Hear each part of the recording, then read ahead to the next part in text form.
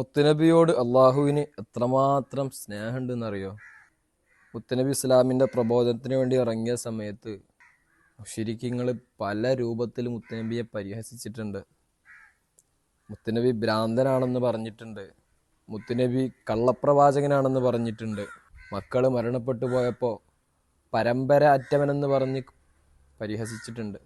മുത്തുനബിക്ക് ഇത്തരത്തിലുള്ള പരിഹാസങ്ങളൊക്കെ വന്ന സമയത്ത്, പ്രശംസകൾ വന്ന സമയത്ത് അള്ളാഹു എല്ലാത്തിലും ഇടപെട്ടുകൊണ്ട് ഒരു നല്ല സുഹൃത്ത് ബന്ധം പോലെ, കൂട്ടുകാരനെ പരിഹസിക്കുമ്പോൾ അതിന് മറുപടി പറയുന്നത് പോലെ, കൂട്ടുകാരന് നല്ലൊരു സന്തോഷം വരുമ്പോൾ പ്രശംസിക്കുന്നത് പോലെ, മുത്തുനബി കള്ളപ്രവാചകനാണെന്ന് പറഞ്ഞപ്പോൾ അള്ളാഹു നേരിട്ട് തന്നെ അതിനെ പ്രതികരിക്കുന്നുണ്ട്. ഇന്നക ലമിനൽ മുർസലീൻ,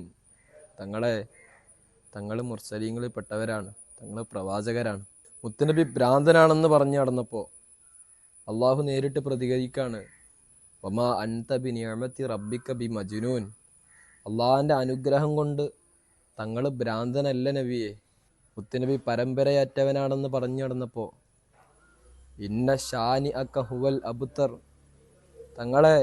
തങ്ങളെ പരിഹസിച്ചവൻ തന്നെയാണ് കുറ്റിയറ്റവനെന്ന് അള്ളാഹു പ്രതികരിക്കുകയാണ്.